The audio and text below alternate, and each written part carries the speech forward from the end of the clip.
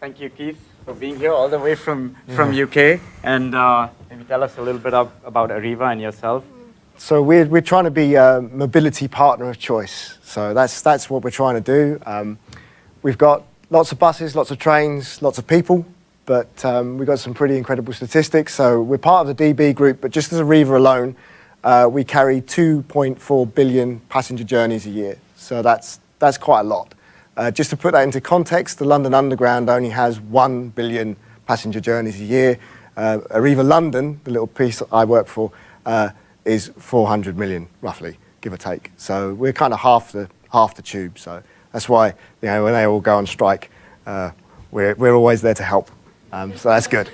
And these are the guys I work with. So these are all part of the team. It's about buses, but at the end of the day, it's about people.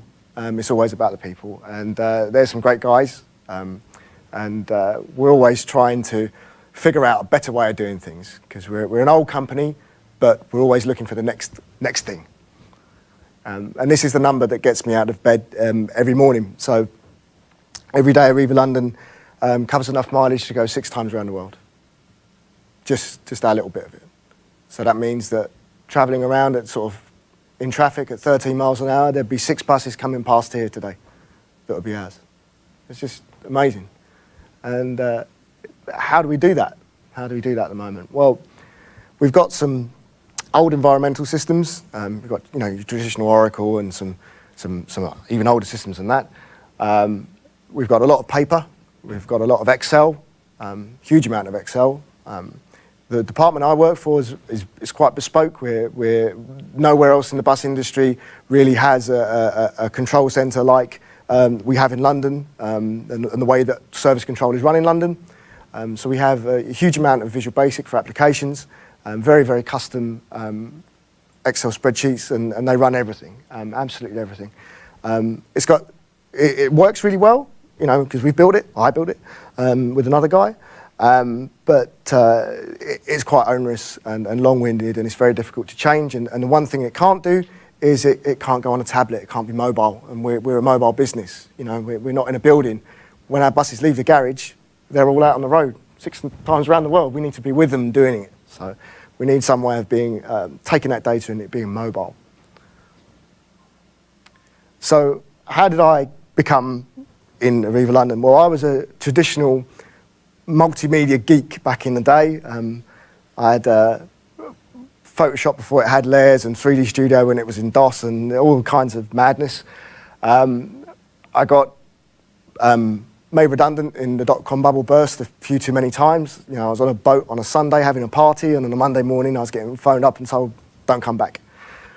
So I'd had enough of that, and I saw a bus go past with a big amount of money on the side saying, you can earn a couple of £100 a week driving a bus. And I said, I can live on that. And I can get a bit of stability and maybe, get a place, my own place, and get a girl and, make some kiddie winks. So that's what I wanted. And the incredible thing is, Arriva London is, I know Arriva's great, but where I work is it's such a wonderful place. There's people from everywhere in the world. So I got hooked straight away. I was driving a bus, and I saw these guys controlling the services, and I was like, I really like computer games, and this looks like fun. This looks like a really difficult game, because if you get it wrong, there's no continue, there's no respawn, there's no come back and try again. You've got to get it right, because at the end of the day, you're taking people to their families. You're bringing people to hospital. You're taking people to work. It's important.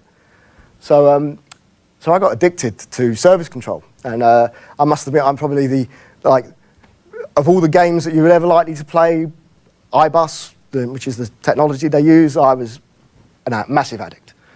And then after 10 years of doing that and being very addicted, I started to see that we had a load of paper and we had a load of Excel, and it wasn't very good. People were digitizing forms by taking a piece of paper and just transferring it to Excel and then filling it out and printing it out. We were wasting trees, we were wasting time.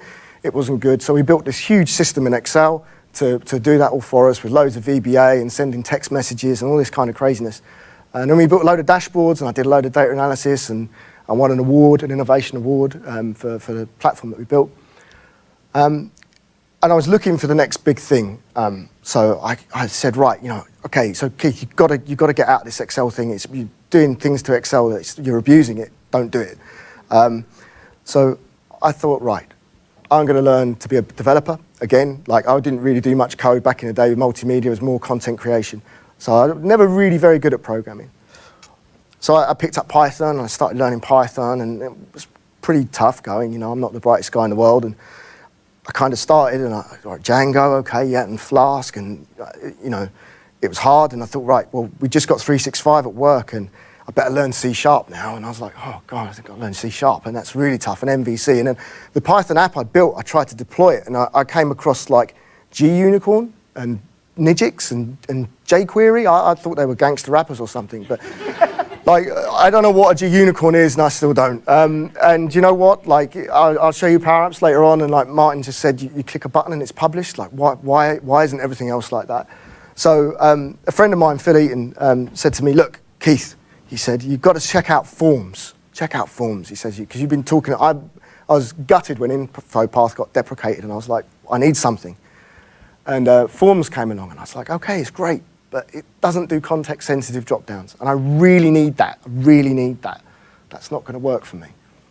And I was kind of clicking around 365, and I just saw this button, PowerApps, and I sort of clicked on it, and it was purple. I was like, okay, my daughter likes purple, she'll like it. And I just started learning. The first thing I did, I think I created an app out of Excel, a bit like Samit did. And then I pulled apart a couple of the demos. I pulled apart the wooden floor demo, the wooden floor company demo, and the building assessment demo. And I just kind of started ripping them apart, looking at the formulas, and I was like, hey, this is Excel. This is no problem. If I can do an index match and some really obscure Excel formulas, this is straightforward, and it's color coded, and it's easy, and you can indent it, which you can't do in Excel when your formula's kind of this long. And so I started using it. And it started going really well. So I built an app, I'm kind of we're a bit further behind on where Martin's incredible journey is. We're sort of in the middle of that graph. And we started building that for assessing our staff. So that's got to be quite data secure, because that's incredibly sensitive information, staff performance. And then we built another app, and this was another sort of like very sensitive mission critical data for tendering, for looking at how we manage the process of tendering. And so we started just building more apps, and it started getting bigger, and people started taking interest, and we started going around the country showing other people. And we had the black belt Stevie come along, who's like double hard Chuck Norris ninja. Black belt doesn't really describe how good this guy was. And he came in and showed us how to build. He showed other people in my business how to build apps, and now they're starting to build apps. And it's like, right, this is great. And the tendering app, I passed that off to someone else to manage. I passed that off to Phil to manage, because Phil's pretty good with a computer, so he can do it. And that's where we are, I clicked on the purple button, and it's like the blue pill and the red pill in the Matrix, and all of a sudden, I appear in Seattle. So that was fun.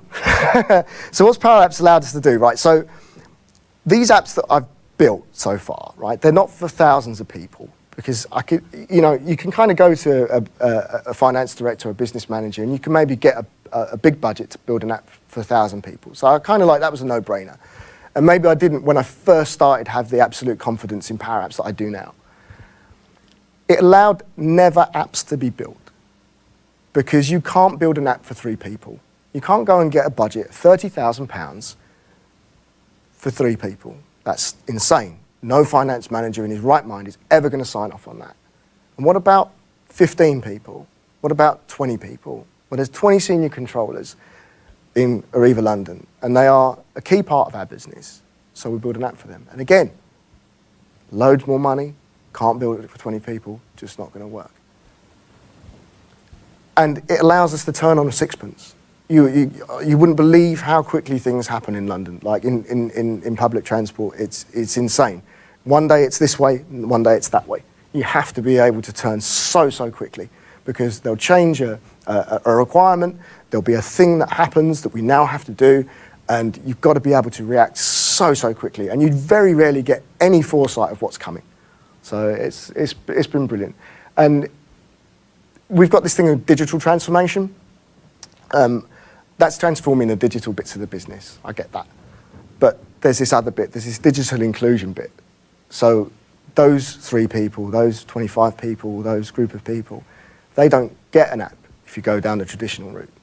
They get an app if you go down the PowerApps route. Everybody gets an app if you go down the PowerApps route. So digital transformation is digital transformation. But if you don't include all the people, you have not transformed anything, because they're your business, not the app. Give them the app, they're enabled. They love it. They've got an app to do everything in their personal life, and they haven't got an app when they come to work. What's wrong with that? That's not right. We should be able to do that. So PowerApps is allowing us to do it. And it's also freed up my lovely Excel to do Excel things. So I had to learn the PowerApps platform. So this is it. This is how you can do it too.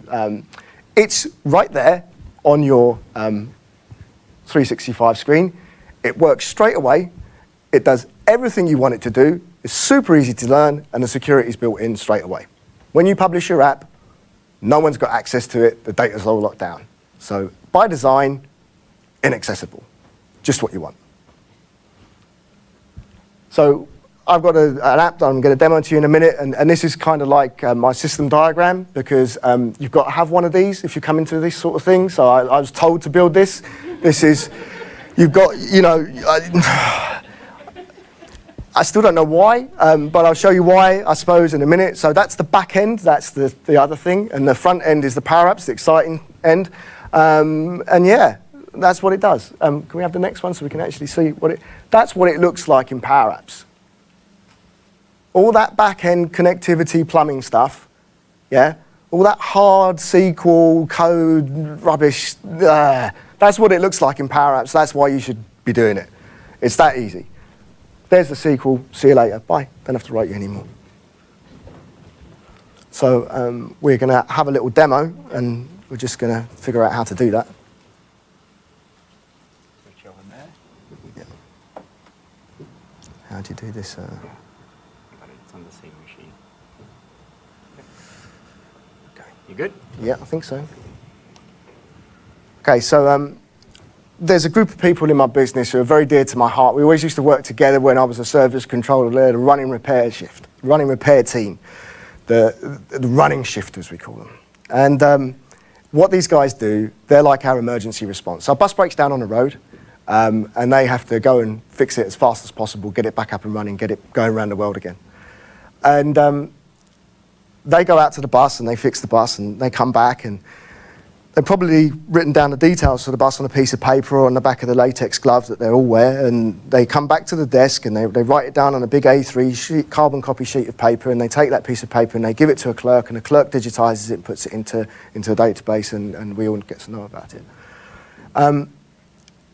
They don't have much in the way of technology. They need some technology. It'd be great. They've got an app to do everything on their personal life, but they haven't got an app for work. So this is a proof of concept that we're just about to roll out. It's hopefully going to go into production in the next couple of weeks, where we're going to rock their world, let's say.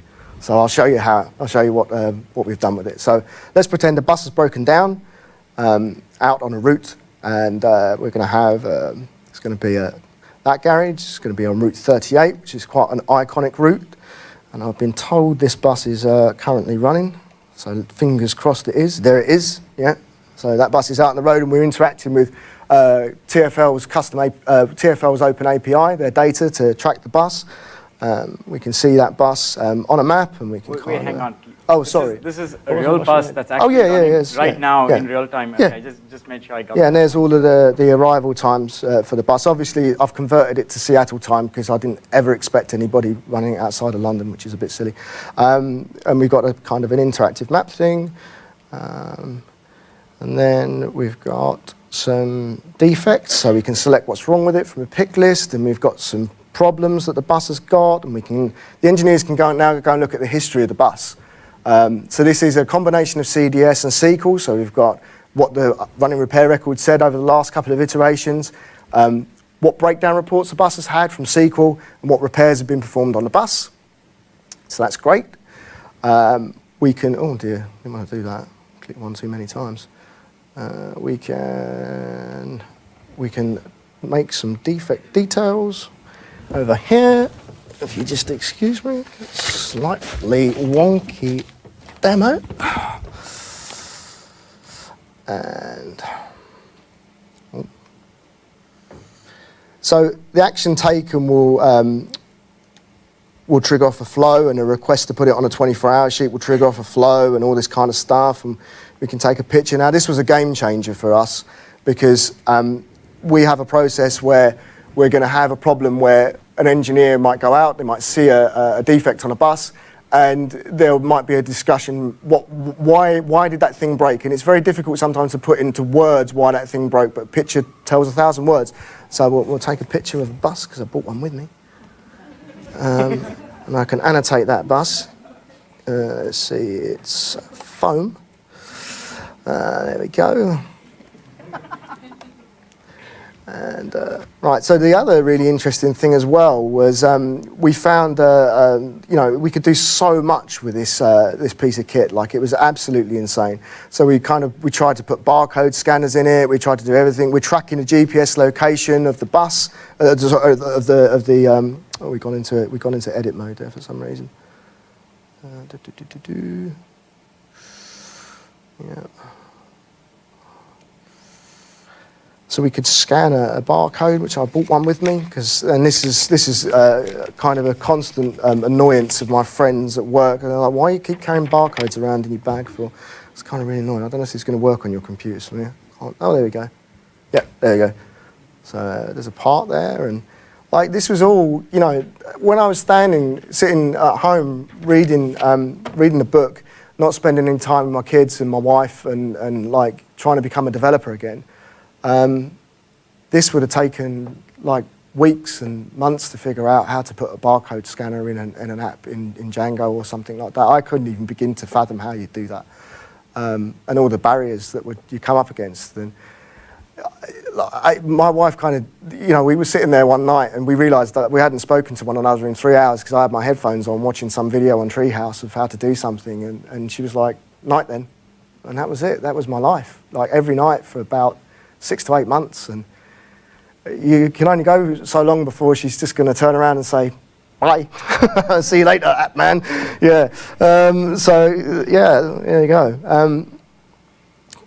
And she's speaking to me again, ish. It's just someone makes me talk to him in the middle of the night to prepare for this, and now he thinks I've got this strange American lover.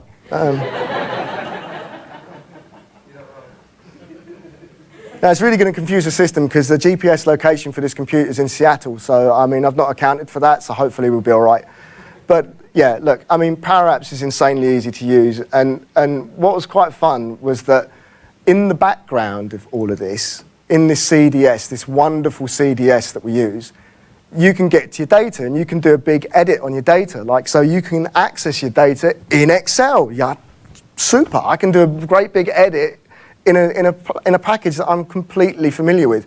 And it's not just a little bit powerful, it's kind of super powerful because you've got these like incredible controls in here with drop-down context sensitivity, like the root number obviously just displayed as a primary ID in here, but like when the data connector loads up, it will get the lookup and it will tell me the other information that's in there, so I can actually see what it's all doing, and I can validate my actions in PowerApps as I'm developing. I can keep an eye on the data coming in, so I can make sure that if I'm writing a complex patch statement or a complex piece of code, that it's actually going where it needs to go. It's hugely visual, and for a person like me, that's fantastic.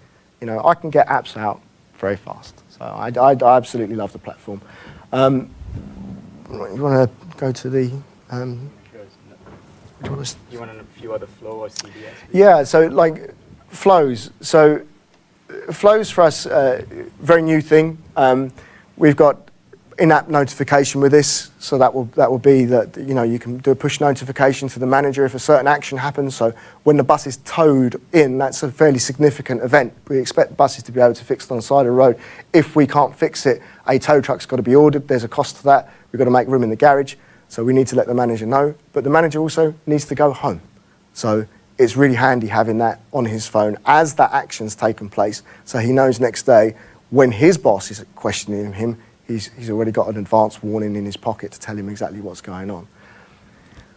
the ability to do approvals with Flow and the CDS and PowerApps is just fantastic. To be able to take a piece of information out of one entity and ask somebody, do you want this request to put it on what's called the 24-hour sheet, which is what buses are off the road. I'm going to request that as a user. You need to approve it.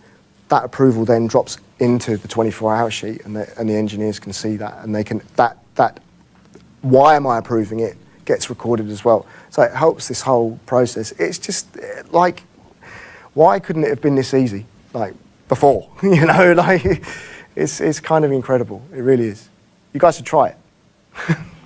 And in the CDS, did you want to show us your yeah? What does your data look like inside CDS? So CDS is just like how simple can it be? Like when I first used the CDS, we didn't. There wasn't any need to do any reading of a manual at all. It was completely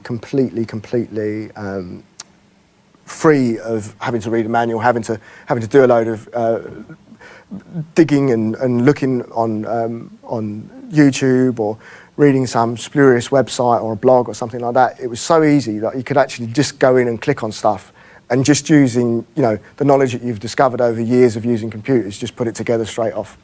It's that simple. It's that simple. And the new CDS 2 is, okay, slightly more terrifying because it's got a dynamics back end, but it makes it even more powerful. So what's not to love? What's not to love? Awesome. Should I switch back to the deck? Yeah.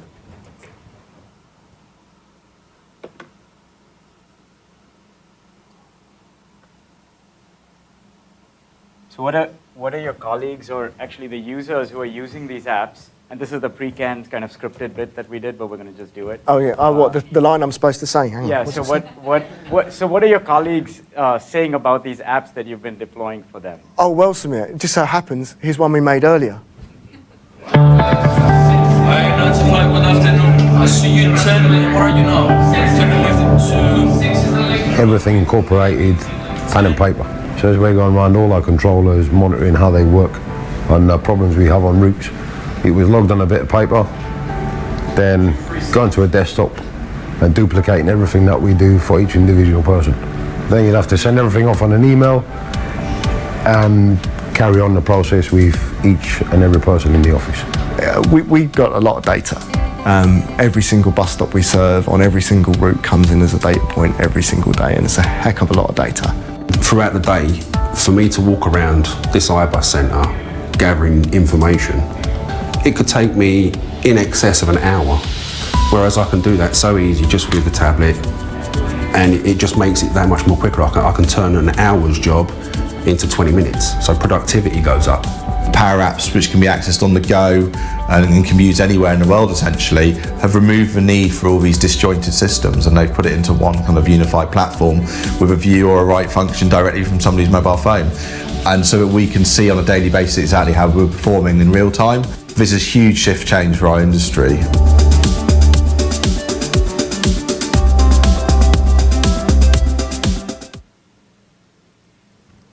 So Keith, if you had to start all over again, what would you do? Be? Yeah. What would it be? The biggest barrier to PowerApps is not any technical thing. It's making people believe that something that's so easy and something that's so cheap can be so powerful. That's the hardest bit. The next really important thing, you've got to engage with the PowerApps community. The PowerApps community is one of the most enlightening and fantastic group of people that you're likely to meet in any sort of semi-dev community. They're really kind, and everybody wants to help one another. There's no one-upmanship. We're all in the same boat together. We're all trying to do something better and provide more feedback. I should really kind of say something more, but unfortunately, Microsoft generally tend to have someone patrolling the forums, and you could never really answer before someone's given a really good answer. So like most of the time in the forums, you're getting top level answers to your questions, which is just brilliant. And I'd say for everybody, watch more Shane and watch more Brian. Yeah. And Shane, you'll see, because he's got great big purple letters all over his videos, and he'll say, "What? PowerApps 911, watch these guys," or something like that. It's fantastic. So watch them. They will teach you almost everything you need to know, and the stuff you don't need to know, the community will help you. It's brilliant.